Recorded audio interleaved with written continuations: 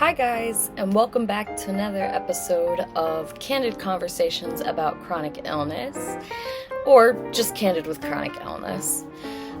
This is an episode, technically I have filmed before, but due to the specific issue, it's become a lot more progressive in my life recently, so I feel like since I filmed it the first time versus as I'm filming it now, there's been a lot of changes in just how severe it's affecting me. So I thought I would refilm it and share it now. And that is changes in your appearance, and specifically, as I'm going to talk to in this video, dealing with hair loss. Now, of course, there's many different reasons why everyone can deal with hair loss for various different reasons. Whether it could, it could be cancer, it could be stress, it could be a form of alopecia. I have a kind that, stress, any kind of stress trigger, I lose hair. And a lot of times it happens after the fact.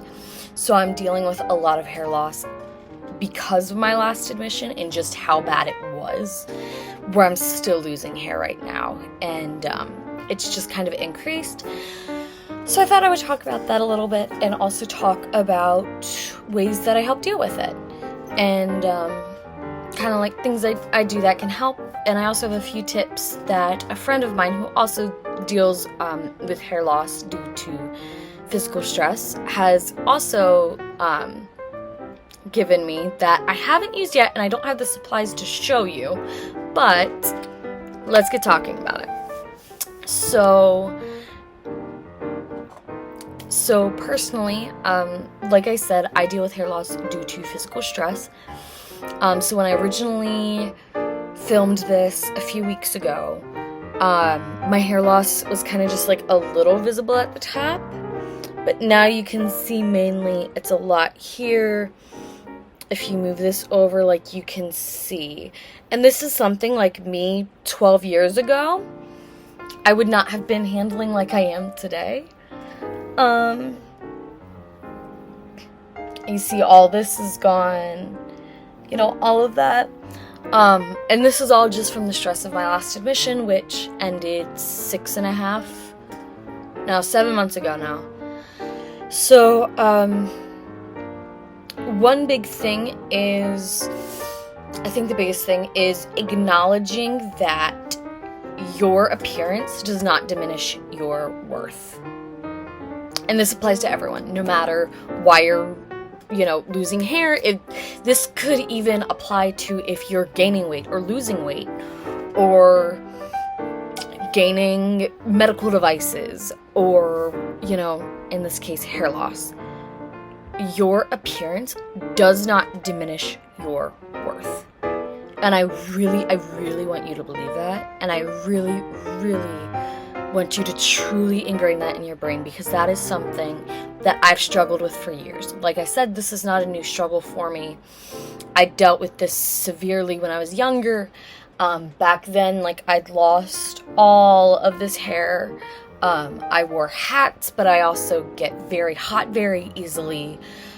So it was a struggle, and, I got severely bullied for it. And it definitely was something I struggled with a whole lot when I was younger. And, I've continued to deal with mildly the past few years with admissions. But mainly, right now it's when it's really, really bad for me. So I wanted to clarify, all of the affirmations. You are beautiful or handsome. Your appearance doesn't decrease your value. If someone tries to make you believe that, they are wrong. They are flat out wrong. There is a multitude of reasons of why people lose hair. The number one reason being stress, and that's nothing any of us can control.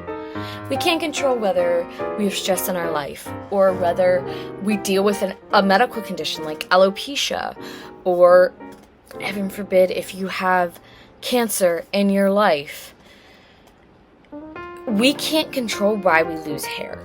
even if it's due to aging. We can't control that. It's not your fault. I've had people try to tell me that. It's not your fault. It does not decrease your value. You are beautiful the way that you are. Don't let anyone ever tell you different. Okay? Now, with that said, I am going to show you a few things that I do that I can't say help because it doesn't immediately help, but some things that I do that can help a little bit. One thing I've noticed is a lot of times tension hurts. So like my scalp hurts. Like today my scalp really hurts. So keeping your hair down as much as possible. Cutting your hair shorter. My hair actually used to be down to my waist and like would actually pool on my lap. But since then I've cut my hair. First I cut it, to about like behind like the lowest part of my shoulder blades, high ribs. And then I cut it to this length back in March, I think. Around that time frame. So, just trying to get that weight off of it, giving your scalp any sense of relief. I know a lot of people sometimes will shave their heads. If I continue to have hair loss and that ends up having to be something I have to do, then that's something I have to do. But for now, since I am starting to have some regrowth, I'm just going to keep doing what I have been doing. And here's what I've been doing to kind of try to help. First thing is trying not to use hair ties as much. This is nothing against hair ties, but sometimes they can be tight, they can pull, they can rip out your hair. I try to avoid them as much as possible. Instead, I will use a very loose scrunchie like this one. I have this in multiple different colors, but this is loose, trying to tie it very looser, so even if you feel like you should wrap your ponytail 3 times, do it twice. I know, I'm sorry, everyone likes a tight pony, everyone likes how it looks, but your scalp doesn't like it. It doesn't. So make it as loose as you can. On that note, also using something different. This has become my best friend. This is a black hair ribbon. It is elastic, but the way you can tie your hair back is looser. It doesn't provide as much tension on the scalp. And this can work whether you're tying your hair in a high ponytail, low ponytail, either way. I can say try not to do as much tight hairstyles, like avoid like trying to do a slick back. Now, if you are trying to do like a formal event look, like I went to a baby shower last week, one thing I'll do is maybe do like a half up, half down. In doing that, I will kind of sometimes do this kind of brushed back look, because then you can always move it a little bit forward and try to manipulate the hair to cover up the bald spots as much as you can.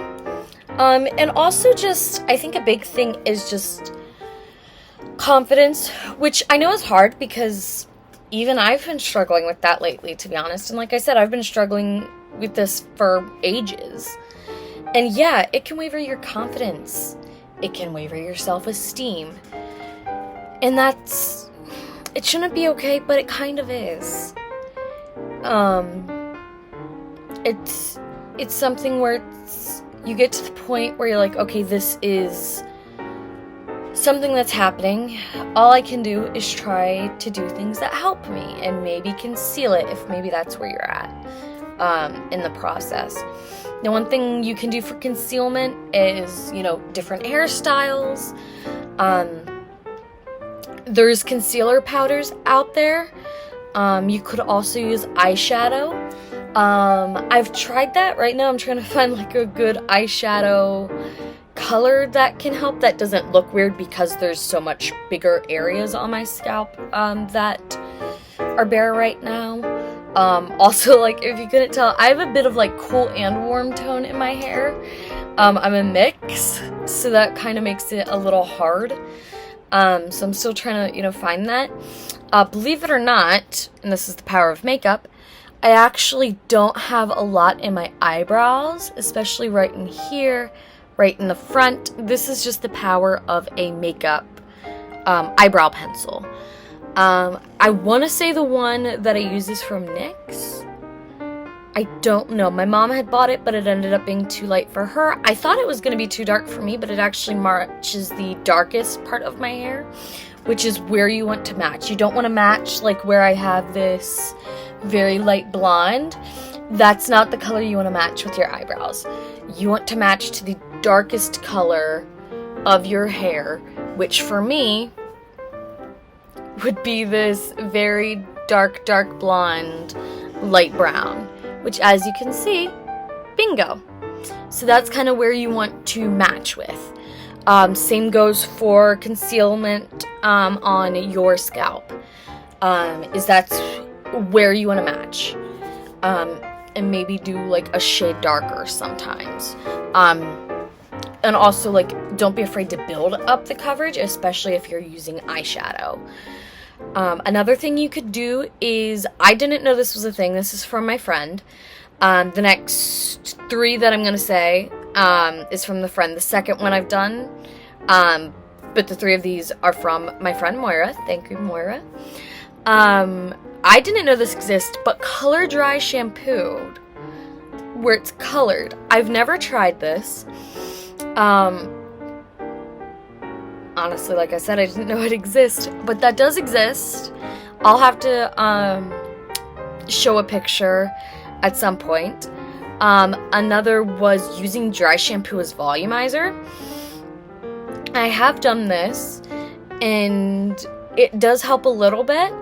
And also, this was another one, I can't demonstrate this one because I don't have either, is using a mousse and a volumizer gel in like thicker areas and brushing it over your thinner areas. I don't have hair gel or mousse, so I can't demonstrate that, but give me 1 second and I can demonstrate the dry shampoo volumizer trick. So give me 1 second. So here is the dry shampoo I use. This is just a generic Walgreens brand. I found it works best for me. I've tried a multitude of different rinseless shampoos, dry shampoo sprays, and this is what seems to work for me. I have already done this trick. I have to, refilm it because it did not save, but this is the volumizer trick with the dry shampoo. So what you're gonna do is, this is pretty empty, so you won't really see much of it, but what you want to do is kind of just get under and you'll spray and just kind of massage it in, and then I like to brush up. I like to do it with my fingers because I feel like my fingers don't always pull out as much hair as a brush would, but then like really like pushing it up, it just kind of gives you that illusion of extra volume and extra thickness that we may not have right now. Now one thing I do want to talk on, which is going to be an essential oil blend, mind you, I want to remind you, hear me out, because I know everyone with chronic illness has heard the, have you tried essential oils? Have you tried yoga? Have you tried yogurt? Hear me out. I wouldn't show you something or recommend something if it did not personally help me at some point in my time. So hear me out. I want to show you the hair oil blend that I use for my hair loss that does help encourage regrowth. It can't, of course, nothing can officially, just cause your hair to, magically regrow, but this blend does encourage your hair to help grow back. So let me grab that bottle and I will show it to you. So this is not the exact spray that I make, but this is the bottle that I kind of put it in. The specific bottle is not the hair's mix. This is actually bug spray, but this is the size that I make, and it's called mermaid spray. You can look it up on Pinterest.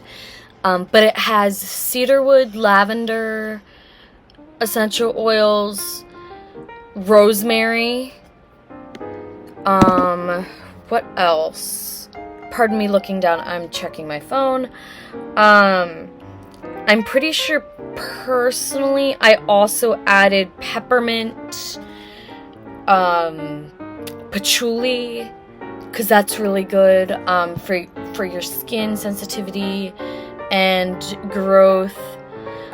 You can either use witch hazel to tap it off, or you can use water. I used water because we were out of witch hazel. Some people will use lemon in it. I can't. My skin is ultra sensitive, so I avoid things that have lemon in it. Lemon in general, I have an allergy to. Lemon essential oil, like, I don't have an issue if I'm, diffusing that or something, but I, just try to, be conscious of what I put on my skin. But yeah, so I won't actually squirt this on me, but after I wash my hair, or if I'm going to bed, then I'll just, spray it along, my balding spots, and, just gently massage it into my scalp, and brush it through with my fingers. Also trying to be conscious of how much you brush your hair, because of course that can cause, pulling some hair out. So just trying to be conscious of that. Also, anything that could cause tension on your scalp. I know I kind of touched on that with the hair ties and stuff like that, but I'm actually wearing my glasses for that reason today, because my scalp hurts so bad. I wear glasses. I always either wear glasses or contacts. The frames are just a tiny bit snug, so they apply pressure like right above my ear, like right there on my ear, in the, like, along the side of my head. And sometimes just that tension makes my scalp just hurts. And I know a lot of people will know what I mean by that. Like, it will just hurt. So today, because of that, I decided to give my hair and my scalp a bit of a break and just put my glasses in, relieve as much stress and pressure from your glasses as possible, from your scalp as possible. Do as much self-care as you can. Things that you find relaxing, things that just in any way reduce stress or bring you comfort. And I know that's hard for a lot of us, but really anything that you can do to help try to take care of your general health and well-being in general. And I know that's such a, it's such an easy thing to say but not do. Just making sure you're trying to take care of yourself in every aspect of yourself. Physical health, mental health, all of it. Just all of it. Like I said, I know it's hard, even just having like one day a week, whether that is like a Saturday or a Sunday or a Monday night. I've just randomly had, self-care nights throughout the week. But yeah, please, if you've gone through a hair loss experience, or like in the past, or you're going through it right now, or you've known someone who has, please drop your story in the comments. I'd love to interact with you all and hear your stories and talk to you about that. If you need to talk to someone about going through that, please reach out to me. Literally anything. If you have any questions of things that I might missed, which I feel like I probably have missed a lot of things, but if you have any questions or anything like that, please drop them in the comments below. Thank you for watching this episode. If you have watched this episode till this point in time, put a star emoji in the comments as well. Give this video a thumbs up if you enjoyed. Consider subscribing. We appreciate it. If you do subscribe, turn on the notification bell, because my posting's a little irregular, but we're fixing that. Also, let me know any other topics you would like me to cover talking about being candid with chronic illness. I think that's everything for this episode. Guess I will see you guys next time. Bye!